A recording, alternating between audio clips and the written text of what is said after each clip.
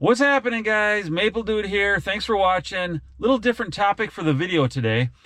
I want to take a little walk, show you around, and talk about a project we have going on, the very start of it. So stick around.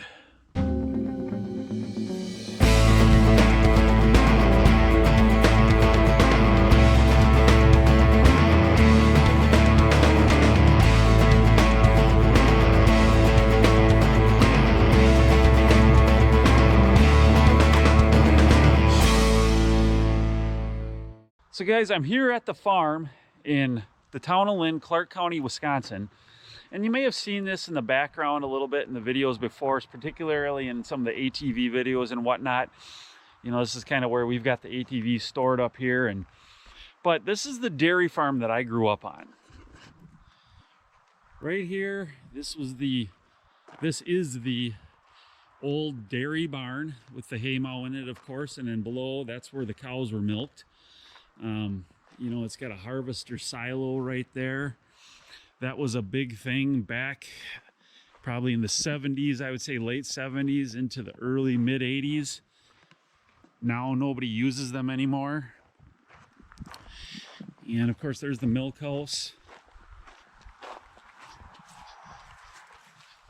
Behind here we've got two stave silos that we put corn silage and hay silage in. But you know, here's in kind of a wider shot of this barn. And you know, my grandpa milked cows in here. It was a small dairy farm, just like there were many small dairy farms back in the day, back in the 80s and into the 90s in this area. And I simply grew up on one of those small little dairy farms that were so common. And I think I remember back in the 90s, the first half of the 90s, it tells you how old I'm getting to be, when I graduated from high school, there were over 30,000 dairy farms still left. Well over, I want to say it was maybe like close to 35,000 dairy farms in the state of Wisconsin. And now at this point, I believe there's like 5,000, and maybe I'm being a little generous there, but you know, they've really dropped off, you know, dropping day by day. A lot of that is it's very hard to make money doing it. And, you know, you're very tied down to it, especially on a small farm like this. You know, as the newer generations started coming up, they probably realized they didn't want to be that tied down to something. And that as part of the reason to do with it. Guys, it's definitely a great piece of history for me, my sister, my two brothers. And I got tons of memories of this, being out here with my dad and my grandpa. Right back here, we got the old farmhouse. As you can see there, the yellow with the paint coming off in the garage. That was the old farmhouse where my grandma and grandpa lived. Nobody lives in there now. Back here here is the old pole shed, machinery shed, as you might call it, where we had all the farm equipment and whatnot. Over here in this open area, there actually was another barn. That barn was probably half the size of the main dairy barn. But definitely the place looked a little more complete when that was here. But there was another barn there, but that kind of succumbed to age and having a bad roof. And when the roof gets bad, the barn doesn't have much time left. But as you can see up here, this has got a steel roof on it. And my dad put that on there many years ago, and that definitely has helped preserve this barn. Over here is a corral. It's been a long time. After we got rid of the dairy cows, which was way back in 2000, so it's been over 24 years now, in the spring of 2000, I actually got into raising bison. And I had bison for like 20 years, and we built this corral to handle them and stuff. And that was kind of an adventure, but I got out of that to pursue the maple business more full time. So guys, with a big piece of history like this in the family, we just don't want to easily let it go and let it eventually fall down.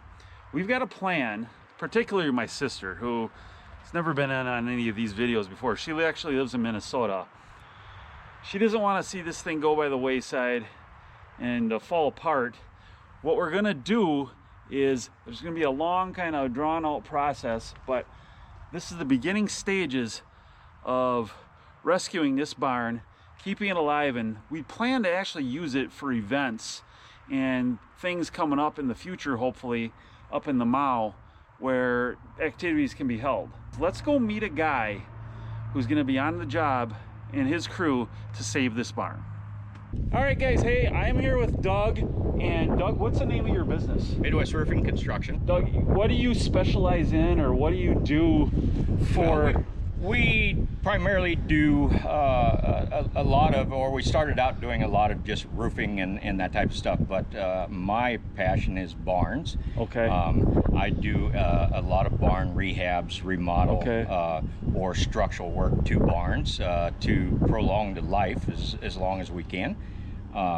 And this one I was called in about, as a kid. I grew up in Illinois, and we played in barns all the time, and it's just one of those things. I've always had an interest in how they were built. Yeah. Originally, the post and tenon and all that type of stuff, the construction of them. Okay. And I just feel as though now there's so many of these structures that's disappearing. And once they're gone, they're going to be gone forever. So, like I say, we started working with you guys a little less than a year ago, I guess now. Okay. And was asked to take a look at the barn and see how structurally sound it was, or what repairs had to be made to make it structurally sound. Okay. And so we are going to start with the lower part of the barn and building some dead man walls to help support the floor structure. Doug, what would you say for this barn? Do you know like ages of barns by looking at them and what? Yeah, this barn is probably in that say 1920 to 1940 era. Is it? Okay. Because of the timbers that are in it. You do have log sleepers in the basement of the barn, but most everything upstairs is circular sawn. There's you don't find any hand-hewn beams in this barn. Okay. So it's a little bit newer than what you would see if it was hand-hewn. So it's kind of as far as a lot of these old barns and these small dairy farms go, it's maybe a kind of a newer one. Yeah, would you say? Kind of newer one. Yeah. But not so new that you'd see any modern mill cut lumber in here. This is what I would say. It was all circular sawn lumber in this barn. Okay. Still all mortise and tenon. It's a fairly old barn yet, and it's structurally it's very good. With the exception of the things that we're going to be needing to take care of to beef that area. What do you see as far as like some of the oldest barns you've worked on for age? Oh my. So probably some of the oldest that we've ever worked on would be late 1800s. Still just out of the log era where everything was hand hewn. There's very few of those left. But we have worked on those. Some of the newer ones, you'll see the round barns that have a lot of modern mill cut lumber in those. So there's a fairly large range. I probably look at more of them that can't be saved than I do on the ones that can be saved. But I would say probably 40% of what I look at is savable, and the other 60% is not. Should have been 20 years prior to that. So you're saying we're going through the old milk house here. Now we're downstairs. You're saying this barn, in your opinion, is pretty good shape? This one's a beautiful barn, with the exception of it has a lot of the same problems as a lot of the other barns that I look at. Is just over the years, the corners of the barn has gotten wet. Moisture has gotten in Yeah. and rotted some of the sill beams and things of that nature. Okay. This one, for whatever reason, some of these sleeper beams on the foundation side here has either rotted off. You want to That's show us some sure. of those? This is the worst side here, Okay. where these beams Yeah. don't rest on anything, and they're completely off the foundation. Oh, okay. So we're going to frame a dead man wall from along end to this. end, and on both sides of this barn to help support the structure. Okay. And that I would say is one of the main things that we have to do to this barn to help with the weight bearing upstairs for what you guys are going to use it for in the future. So to make it safe to do so. Okay. Some of the other things, some of our king beams are rotted. Some of the sill plates are rotted.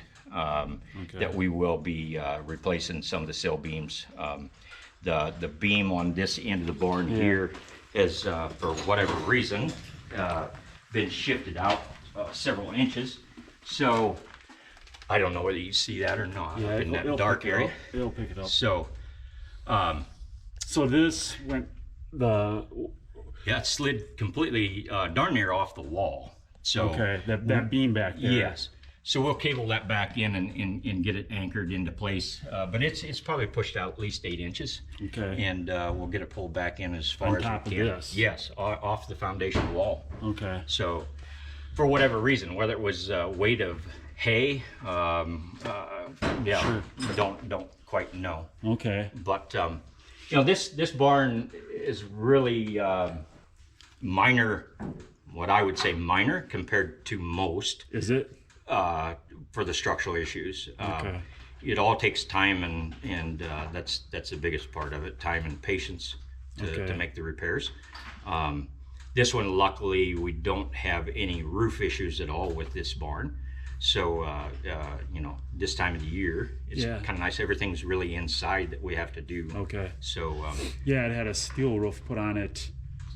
No, I don't know. It's probably been 20 years ago. I think but- that's what he told me. Yeah. It's actually the standing seam that's on it it's a beautiful roof. So and that's what I see the most of. If the roof is no good, generally speaking, the barn is to the point of not saving, or it's going to take more money generally to save the barn than what most of the time the owner wants to spend. So as long as they have a new roof or a decent workable roof on them, they're generally savable. Okay. Yeah. Were you going to do anything over here on this other side? Yes, we're going to do the same thing. We're going to build the dead man wall on this side too. Okay. Just because some of the sleeper beams they don't feel as though they're really solid, Okay. and then some of them barely set on this horizontal support beam here as well. So just so it's all supported the same on both sides, we're going to build the dead man down through this side as well. And then was there anything else with the wall back in the corner or something you had to do? Yes, we're going to do a little bit of tuck pointing. Okay. However long ago it was, it worked for the time frame. Somebody, one of the family members had stuffed overalls into the big cracks. Yeah, it looks to like it. cut down on wind flow. And so insulation. we're going to do some tuck pointing there as well. In this one here? Yes. Okay. And up in this corner here is where we're kind of talking where your vertical beams come down to sit on your outside sill plate, and it's completely rotted out up in here. So this is one of the areas that we have to get up and repair some sill beam up in there. Okay. But other than that, it's not. Those are really the substantial repairs. We have some floor repairs to do upstairs that you can't really see right now because they're covered. But as we get them uncovered, we'll do those and hopefully get it back into working shape. So you can at least put weight up there and not have to worry about it. You want to run up there quick and just point out a few things? Yeah. Yeah. All down. This, I think, this They all one, came off the wall. Yes. This is the one I think your dad's talking about. This is where you get a lot of the upstairs. Yeah. Yeah. Huh. And like we were talking with my dad earlier, we used to drive tractors right up in there where we're gonna go next. Yeah. Yeah, with like a full load of small square bales on the wagon. I remember doing that all the time as a kid. As a kid? Yeah. Yeah, see, where I grew up, we didn't have bank barns. Well, we didn't milk cows. Okay. So it was mostly for cattle, hay storage. Okay. And, you know, a few head of cows, but nothing like these. Okay, so up in here, now we're upstairs, guys, in the hay mow. We're upstairs in the hay mow. So we're going to be Doug, replacing. what are you going to be doing? We're be replacing some of these, or putting back some of these knee braces here that's missing. Okay. Now this barn this beam looks like maybe it came out of something a little older than this barn, because this one does have some hand hewing on that one. It does, yeah, but none of the rest of the you can see it's white oak, and you see the circular sawing marks in it. Yes. So the majority of the barn is circular sawn, and whether at one point the beam had to be, I don't know, maybe the saw wasn't big enough to get that long of a beam in, so they had to hand hewn it or whatever, or maybe it came from a different barn. Yeah. But it is hand hewn. So it may be just a tad older than what I think, but not much. Okay. So yeah, we're going to be replacing the missing knee braces in the barn. We're going to be cabling every bent from eave to eave. We're going to be stretching the cable across, pulling it back together, and then that'll help with the shifting of it. We'll be bringing in off your bents on the gable ends. We'll be bringing back in as a diagonal to help with the lateral shifting that way as well. Okay, So, with cables. yes. Hey guys, hope you enjoyed that video. Thanks for watching. I'll give updates on things as they progress with this barn from time to time. I think you'll find that interesting. So please like and subscribe. Have a great week. And remember, always keep it real.